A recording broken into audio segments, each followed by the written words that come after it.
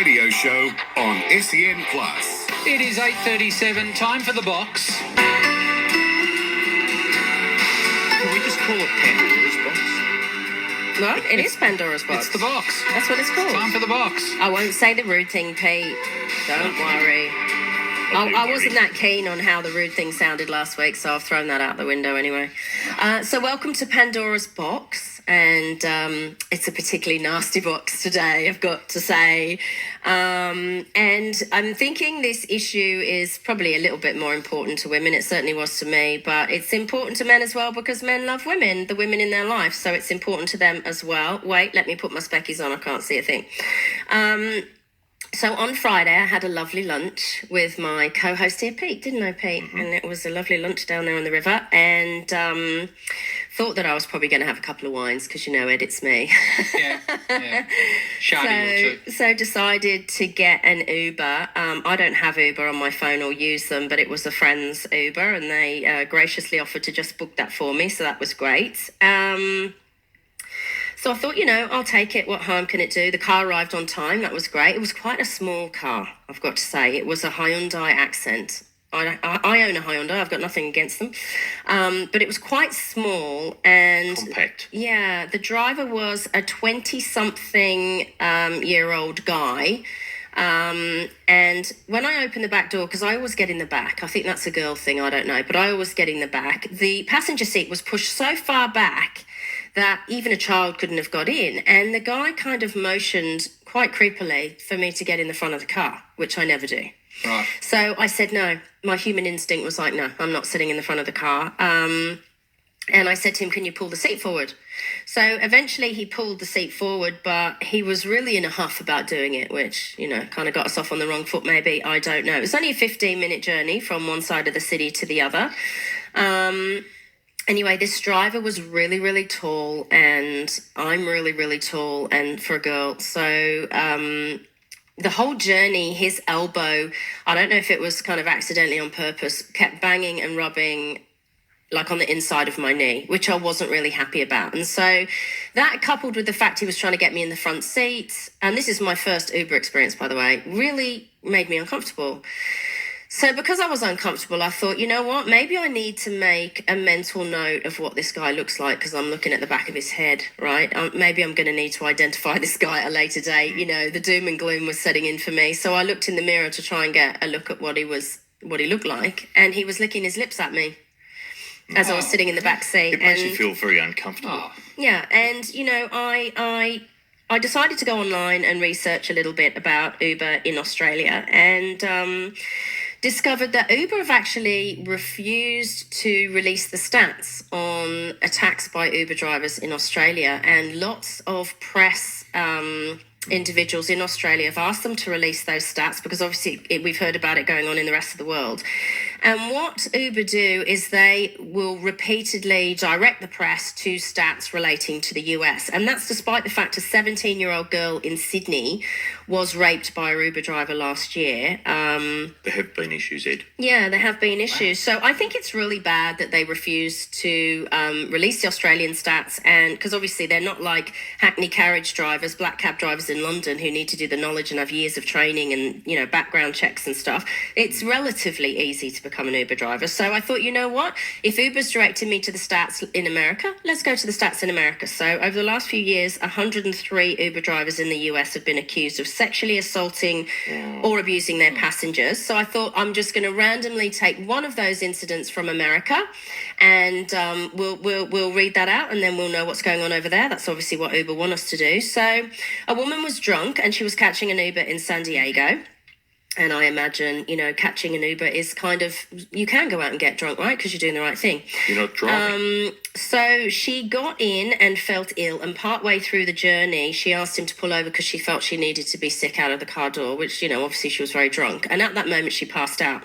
When she woke up, she was being raped. Oh, dear. So she managed to escape. Police say that John David Sanchez, 54 years old, had videos of himself raping other women and teenagers dating back 5 years. He was sentenced to 80 years in prison for her rape and 33 other counts of violence against women. So, ladies, I just want you to ask yourself this.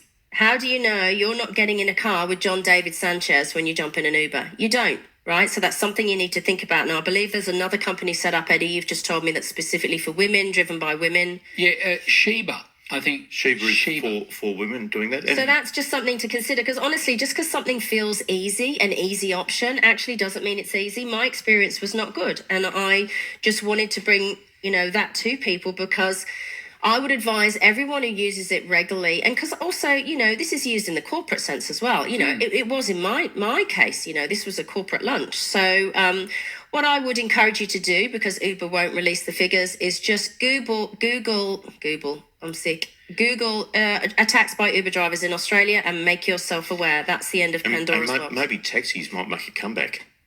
Yeah. And be used, because the taxi drivers are a little bit more heavily vetted, I think. Than I like drivers. Silver Top, Silver Service, because the Silver Service, the cars are longer, bigger, and the drivers are older, and they've got more experience, and they tend to be lovely and polite, and the cars are clean.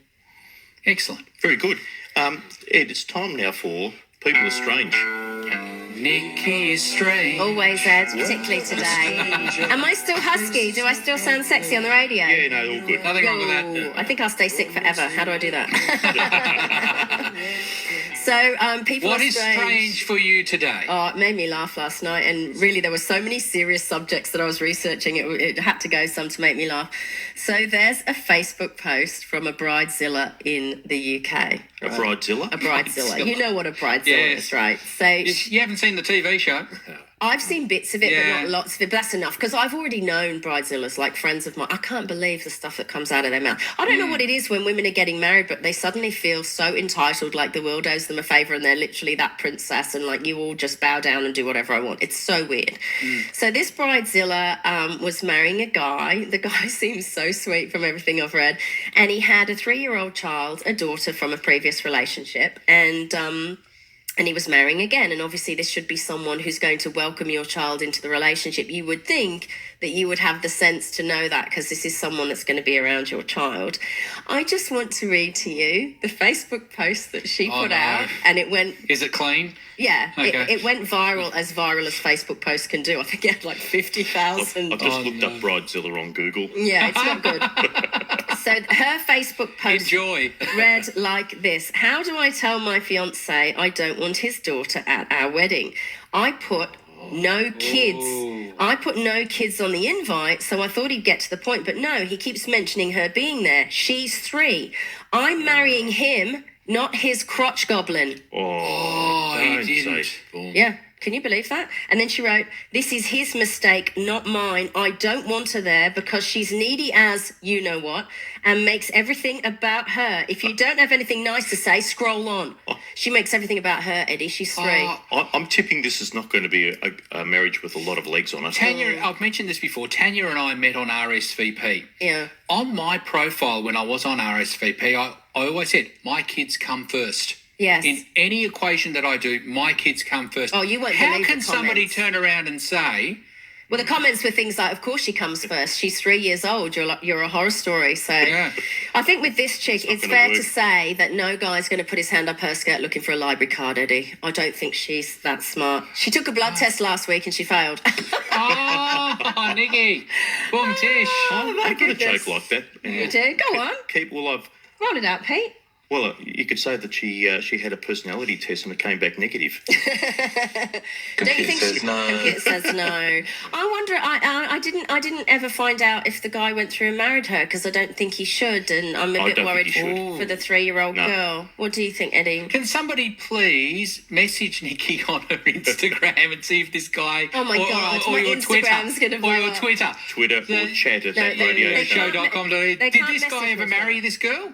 I don't know. I need to find out, It was because just a post. you know, I've got like a whole fleet of London cabbies, Hackney carriage drivers on my Twitter at the moment. 75 of you have retweeted my tweet, and that I haven't had that many retweets even when God I was on bless you. Neighbours. So yeah, God bless you. And it's because a Twitter storm has begun about the dangers for women in minicabs. So thank you for that. Keep talking about it, and I hope you listen to the show today. We'll Thanks, be back guys. soon with On This Day.